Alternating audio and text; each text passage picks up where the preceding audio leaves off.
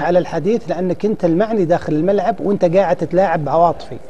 أنا كمتابع كمشجع كجمهور أبغى أعرف إيش قاعد يصير داخل الملعب. لما أطلع أنا وأقول والله المدرب قاعد يعاملنا بتفرقة، هذه مشكلة. لما أقول والله الإداري قاعد يعاملنا بتفرقة، هذه مشكلة. لما أطلع وأقول والله اللاعبين داخل الملعب مش متعاونين، هذه مشكلة. لكني أقعد كذا بس أنتظر على أعصابي وأقول والله اللاعب مو من حقي إلا من حقي. أنا من حقي، أنا الجمهور اللي حضروا الملعب مو من حقهم يعني يجون يسألون ليش انهزمتوا ولا لا، تعالوا شجعوا بس إذا انهزمتوا مو بشغلكم، روحوا لبيتكم ما لكم دخل فينا. مو صحيح هذا الكلام، يجب أن ينتهي. لازم يطلع اللاعبين ويتكلمون وش المشاكل اللي صارت للفريق داخل الملعب. أنتم جزء من هذه المشكلة، أنتم الآن لاعبين محترفين. لو كنتوا هواة أعذركم، روحوا لبيوتكم، تبغون تجون بكرة ما تبغون تجون. لكن هذول اللعيبة ويتقاضون مبالغ كبيرة، يفترض أنهم يحترمون جماهيرهم، يحترمون إعلامهم، ويطلعون يصرحون يقول والله إحنا صارنا مشكلة كذا، صارنا مشكلة كذا، صارنا مشكلة كذا. الجمهور يتقبل هذه المشاكل، ما يتقبلها يعذر اللاعبين، ما يعذرهم، هذا موضوع آخر.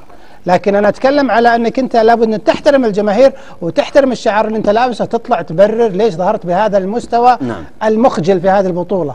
إذا خرجنا من آسيا ب5 فبالتأكيد أنت تتدرج، تنزل مسألة تدرج يعني عكسي. احنا خرجنا من آسيا، وش الحلول اللي سويناها عشان خرجنا من آسيا؟ خسرنا ب5 ولا أي شيء تم، جبنا ريكارد ولا تم أي شيء، قعدنا بس نشخص لين شخصنا بريكارد. أنا ما يعني، على فكرة أنا لما ألبس ساعة مليون ريال والبس ساعة ب50 ريال هي تعطيني نفس الوقت. اللي مليون ما حتعطيني الوقت يعني وش قاعد يصير فيه، حتعطيني نفس الوقت. فبالتالي ريكارد ابو 1000 ريال ابو 20 مليون هذا ما يعنينا. يعنينا مدرب يعرف نفسية اللاعب السعودي، بالذات اللاعب السعودي. الأمور النفسية أهم من الأمور الفنية، الأمور النفسية. ومع ذلك لدينا في وسطنا الرياضي الأمور النفسية هي آخر شيء نحن نهتم فيه، آخر شيء نهتم فيه.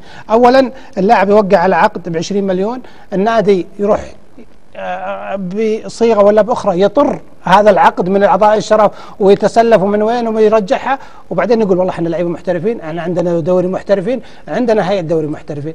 أي احتراف يا أخي، أي احتراف وأنت تتسول مبالغ اللاعبين. قيمة العقد كم الآن فيهم أندية، ومنهم نادي الشباب ومنهم نادي الاتحاد ومنهم نادي النصر وأندية كبيرة في السعودية، رواتب اللاعبين تقعد بال5 شهور بال6 شهور. طيب يا أخي أنت هذول اللاعبين محترفين كيف توقع معهم بهالمبالغ وأنت ما عندك فلوس؟ كيف يسمح اتحاد سعودي وهيئة دوري محترفين ان الانديه تتجاوز هذه المبالغ وانت ما عندك فلوس؟ يا اخي اذا ما عندك فلوس خليك.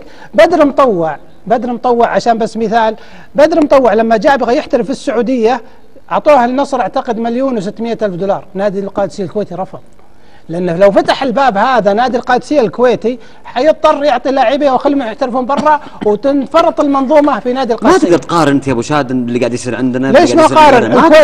الكويت ما هي مثل نفس اللي عند السعودية. لا الوضع مختلف. الكويت ميزانيتها على عدد سكانها. الكويت ما عندها احتراف. الكويت على الميزانية اللي عندها، على الفلوس اللي عند الكويتيين يعادلون ميزانية السعودية بالنسبة للفرد 10 أضعاف السعودية. ومع ذلك ناس منطقيين يقول لك أنا يا أخي لازم أعرف، أنا لازم ألعب وفق الإمكانات الموجودة عندي، أعطي وفق الإمكانات الموجودة وفق طموحاتي. طيب. الكويت ممكن يحقق بطولة الخليج لكن ما حيحقق آسيا. السعودية الآن لا حتحقق آسيا ولا حتحقق الخليج. الآن احنا نرجع عند بعض، وانت اشهر لاعب في العالم، انت احسن لاعب في العالم، انت افضل الفريق في العالم، انت النادي مدري ايش. هذا احنا بشاطرين في الموضوع هذا، لكن عمل على ارض الواقع، تطوير للبنية التحتية الرياضية، عمل رياضي لهذول المساكين. المشكلة وش هي؟ المشكلة الجمهور السعودي الآن اللي قاعدين يعانون وقاعدين يتعبون من هذه النتيجة، واللي قاعدين يضحكون عليهم من يعني فئات اخرى. انت الان هذا وضع هل هذا يرضيك انت كسعودي انك تشاهد منتخبك بهذا الشكل؟ كرة القدم فوز وخسارة، انا ما طالبهم يفوزون، لكن اطالبك يا اخي تظهر لي مظهر لاعب كرة قدم، تظهر لي منتخب محترم، تظهر لي انك انت تعمل وفق الفلوس اللي انت تاخذها تقدم لي شيء. لكن لا فلوس ولا لعب ولا مستوى، اجل